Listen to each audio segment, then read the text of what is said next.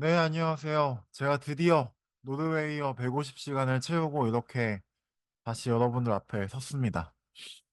저번 100시간 후기 영상에서 제가 하나만 좁혀야지 전략을 계속 해보겠다라고 말씀을 드렸는데, 이번에 한 3주 동안 50시간 내내 정말 하나만 죽어라 쥐업했습니다.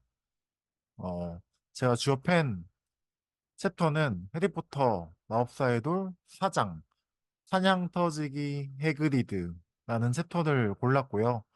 하루에 약 3시간씩 맨 처음에는 이제 유튜브에서 찾을 수 있는 한국어 오디오북을 통해서 내용을 확실하게 좀 이해를 한 뒤에 노르웨이어로 똑같은 챕터 4장을 계속 반복해서 들었습니다. 맨날 맨날 챕터 4만 계속 들었어요. 왜? 해리포터 마법사의 돌 그 수많은 챕터 중에서 챕터 4장이냐에 대한 얘기부터 좀 해볼게요. 첫째, 처음부터 끝까지 대화예요, 대화. 언어를 배우는 초보자라면 일반적인 서술 표현보다 대화 표현이 훨씬 더 기억에도 남고 이해하기도 쉽거든요. 그러니까 오디오북 같은 경우는 특히 성우들의 억양이나 뭐 리액션들이 되게 생생하기 때문에 노르웨이어를 하나도 알지 못하는 저 같은 상태에서도 뜻을 추측하기가 굉장히 유리합니다. 두 번째는 가장 흥미로운 챕터 장면이라는 점이에요. 그러니까 해리가 자신이 마법사라는 사실을 처음으로 아는 장면이거든요. 그리고 버논 삼촌과 해그리드가 막 다투기도 하고 페투니아 이모가 해리가 마법사임을 알고 있었다면서 막 화를 내고 있는 장면도 있어요. 굉장히 자극적인 장면입니다. 그러니까 컴프리헨시블, 이해 가능하면서도 컴펠링, 아주 강렬한 챕터라고 볼 수 있겠죠. 그리고 이제 100시간 후기 때 제가 말씀드린 것과 좀 달라진 점은 이젠 정말 작정하고 챕터 하나만 계속 반복해서 들었다는 점이에요. 그러니까 매번 시작할 때마다 한국어를 오디오북으로 들어가지고 이해를 훨씬 더 강화시켰다는 점도 또 다른 점이었죠. 이전에는 그냥 생각날 때마다 뭐 영어로 듣거나 스페인어로 듣거나 되게 약하게 이해를 했었는데 이번에는 매번 시작할 때마다 한국어로 오디오북을 딱 들어가지고 확실한 그 장면 숙지를 한 상태에서 노르웨이어를 들었습니다. 그러면은 왜 작정하고 챕터 하나만 계속 3주 동안 반복했냐? 뭐 차이가 없어요. 그러니까 어차피 다른 챕터를 들어도 그러니까 내용이 굉장히 다양하게 재밌게 다른 챕터를 들어도 하나도 못 알아듣고 그리고 챕터 하나만 계속 들어도 하나도 못 알아들어요. 그러니까 저 현재 노르웨이어 문법도 단어도 심지어 문자도 본 적이 없는 그냥 듣기만 한 상태이기 때문에 그냥 계속 소리에만 익숙해진 거예요. 사실상 노르웨이어를 어, 제가 듣고 있는 그 자극이라는 거는 제가 뭐 이렇게 집중해서 듣는 것도 아니에요. 뭐 하면서 걷거나 뭐 쌈채소 따거나 이러면서 듣는 건데 그러니까 이해하는 그런 막 내용을 이해하는 그런 자극이라기보다는 그 노르웨이어 자체의 억양, 패턴, 소리에 익숙해지는 자극이거든요. 그래서 이 상태에서는 뭘 해도 뭐 챕터 1, 2, 3, 4, 5, 6, 7, 8 순서대로 막 해리포터를 즐기겠다 하고 들어도 이해할 수 없다라는 그 느낌은 똑같거든요. 그러니까 뭘 해도 지루합니다. 이 상태에서는. 뭘 해도 지루해요. 그래서 제가 150시간에 달성하고 나서 느낀 점은 또 뭐냐면 이게 처음에 생각해 봤을 때는 뭔가 똑같은 걸 내가 계속 한국어로 막 들으면서 장면도 다 이렇게 이해하고 그러고 나서 계속 노르웨이어 똑같은 거 막 들으니까 뭔가 극적으로 막 갑자기 100%막 그 안에 노르웨이어 단어들 내가 다 아, 이 단어는 이 단어야 막 이렇게 하면서 막 추측하고 그러지 않을까 하는 순간이 올 것 같았는데 전혀 그렇지 않더라고요. 50시간이 이제 그렇게 50시간이 지난 지금 아직도 해리포터 노르웨이어 챕터 4에 모르는 단어, 뭐 패턴의 투성이입니다. 노르웨이어 단어 모든 패턴들 아직 하나도 잘 모르겠어요. 아는 단어들 손꼽아서 아는 게 훨씬 쉽지, 그냥 거의 다 모른다고 생각하시면 되겠습니다. 그러나 당연히 개선되는 게 없는 거는 아니거든요. 한 30시간 정도가 지났을 때 계속 그 똑같은 챕터를 반복해서 듣다 보니까 이야기의 흐름을 노르웨이어로 듣는데도 잡을 수 있게 되더라고요. 그러니까 어떤 포인트에서 잡을 수 있냐면은 어떤 노르웨이어 대사와 그 다음 노르웨이어 대사 사이에 뭐 순서라던가 이렇게 주고받는 흐름 같은 걸 계속 듣다 보니까 알게 되잖아요. 아, 이게 이런 대화구나. 아, 이게 이런 장면에 지금 위치하고 있구나. 라는 걸 알게 되거든요. 그러니까 이거를 한국어로도 계속 듣다 보니까 그냥 뭐 억양이나 감정이 세서 당연히 이해하는 부분을 뭐 예를 들면 페투니아 이모가 막 화를 내고 있어. 그럼 그 뒤에는 자연스럽게 뭐 이렇게 뭐 해그리드가 갑자기 끼어들어가지고 얘기를 한다던가 이런 장면들을 제가 기억하고 있거든요. 그러니까 자연스럽게 그 뒤에 내용이 상상이 되기 때문에 그 부분을 구성하는 뭐 단어나 문법을 하나도 아직 내가 모르더라도 내가 노르웨이어를 들으면서 이 내용을 이해하고 있다라는 그 느낌이 오기 시작하더라고요. 30시간 정도 지나니까.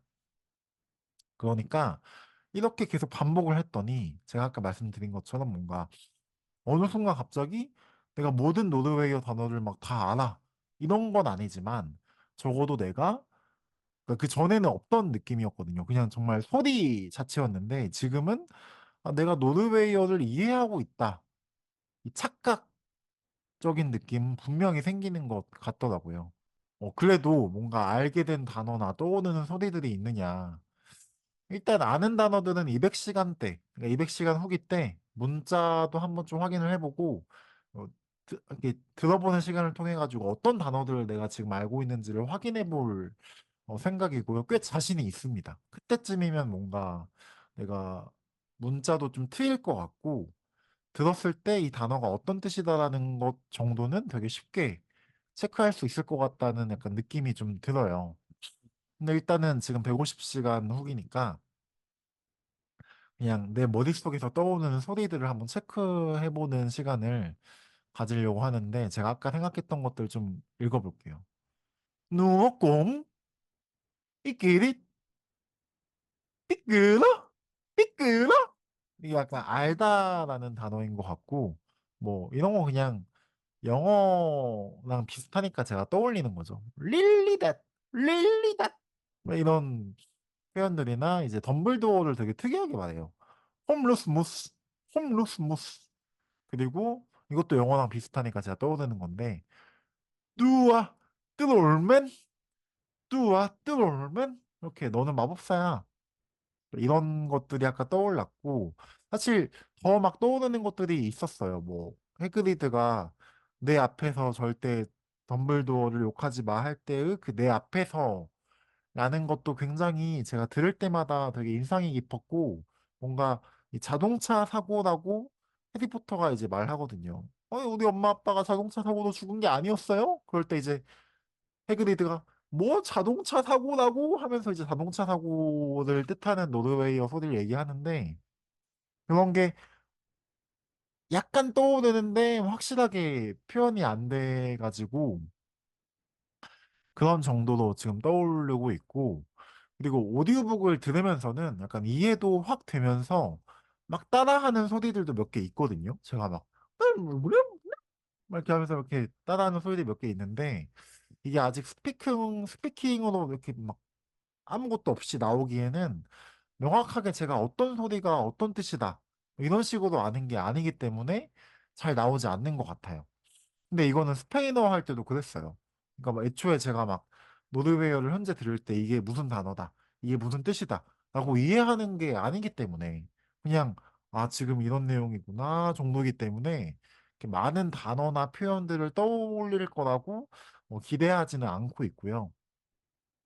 그래서 저희 지금 현재의 단계는 아, 그래도 뭔가 내가 지금 노르웨이어를 듣고 있을 때, 그때만큼은 내가 그 내용을 이해하는데 라는 그 감각이 생기고 있는 단계 같거든요. 그리고 그 감각이 생기는 이유는 계속해서 반복해서 똑같은 강렬한 이해 가능한 챕터를 듣고 있기 때문이다.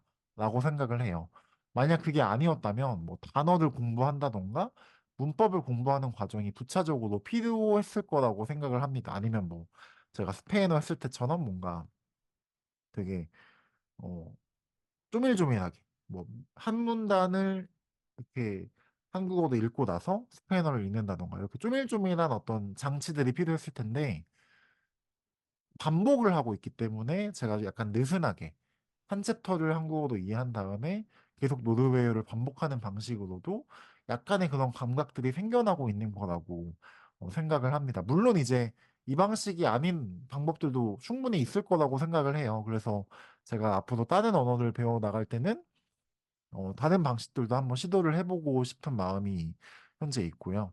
네, 어떤 분들은 왜 아직까지 문자를 접하지 않냐, 문자 접하면 쉽지 않냐라고 물어보실 수도 있는데, 처음에는 저는 이제 100시간 정도가 소리에 익숙해지는 적절한 시간이 아닐까라고 설정을 했는데, 그러니까 제가 이제 지금의 흐름대로면은 아직까지는 오디오북을 듣기만 해서 내가 막 단어를 습득하고 하게 된다라는 그 단계가 아닌 것 같거든요. 근데 저는 이제 그냥 듣기만 함으로써 단어가 습득되는 그 단계와 느낌을 좀 겪어보고 싶은 마음이 있는 것 같아요.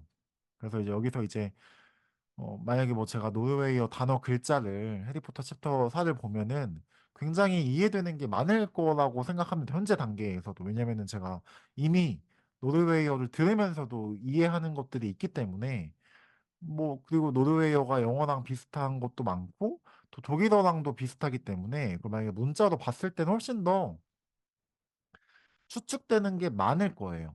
하지만 그랬을 때 저는 읽는 게 있다고 생각을 하거든요. 그러니까 소리도 익히지 못하게 되는. 그러니까 언어라는 거는 결국에는 소리인데 그러니까 나한테 막 적셔지는 소리 같은 거거든요. 근데 그런 거를 소리로 익히지 못하게 되는 단점이 있다고 생각을 하고 그래서 이제 현재 제가 이 노르웨이어의 소리를 그 이해한다는 감각이 생기고 있고 좀 더 이 감각이 떠오르는 것들을 더 경험해봐야 하지 않나라고 생각을 현재 하고 있습니다. 그래서 현재 앞으로 이제 200시간까지 또 해나갈 텐데 저는 이 4장 사장 해리포터 사장을 계속 반복하는 과정을 일종의 감옥 같다고 생각을 해요. 그러니까 내가 이해할 수 없는 그 노르웨이어를 계속 들으면서도 그래도 아직 모르는 단어가 너무 많고 아는 단어 거의 없고 하지만 점점 더 이해된다는 감각은 생기는 그 상태를 좀 더 긴밀하게 유지해 보면 어떨까라고 생각을 하고 있고 또 이렇게 계속 반복을 해 보다 보면은 언젠가 어떤 단어 문법들이 좀 더 명확하게 이해되는 순간이 올 것 같아요. 그게 명확하게는 그러니까 막 엄청 명확하게는 아니더라도 대략적으로 내가 그냥 듣고 이해하기만 하는 게 아니라 뭔가 내가 노르웨이어 단어와 그런 것들을 습득하고 있다라는 그 느낌이 시작되는 시점이 찾아올 거라고 지금 생각을 하고 있습니다. 그래서 저는 그 순간이 200시간 정도의 좀 오기를 기다리면서 그리고 또 어쨌든 지금 현재의 방식으로도 제가 점점 노르웨이어를 이해하고 있다는 그 느낌을 겪고 있잖아요. 그러니까 지금도 컴프렌시블 인풋인 거죠. 내가 노르웨이어를 들으면서 내용을 이해하고 있기 때문에. 그리고 당연히 이제 그러면서 노르웨이어 소리와 리듬에 당연히 익숙해질 거고요. 문자를 전혀 매개하지 않은 소리를 그냥 내가 막 접하는 거니까. 그래서 이제 이 노르웨이어 해리포터 마법사의 돌 사장 이 감옥을 계속 유지하면서 내가 뭔가 습득하고 있다라는 그 감각이 생길 때 이 감옥을 좀 풀어 헤칠 생각입니다. 이제 그러고 나서는 뭐 다른 챕터도 좀 들어보고 혹은 뭐 문자도 접할 수도 있고요. 그러니까 이 노르웨이어를 제가 배우는 과정 속에서는 어, 가장 효과적인 방법을 막 미리 단정 짓고 실천하기보다는 좀 더 촘촘하게 내가 이 무의식이라는 게 어떻게 언어를 습득하는가, 그 감각, 느껴지는 그 감각에 좀 따라가 보려고 하고 있습니다. 너무 인위적으로 막 개선시키려고 하지 않고요. 어떤 게 정말 개선시키는 건지 잘 알고 있지 못하기도 하고, 그래서 어떻게 제 노르웨이어가 성장하는지 좀 이런 과정들을 함께 지켜봐 주신다면은 좀 여러분들도 같이 뭔가 배워나갈 수 있지 않을까라고 생각을 하고 있습니다. 그러면 다음 200시간이 되었을 때 다시 영상으로 찾아뵙도록 하겠습니다. 바이바이. 자자.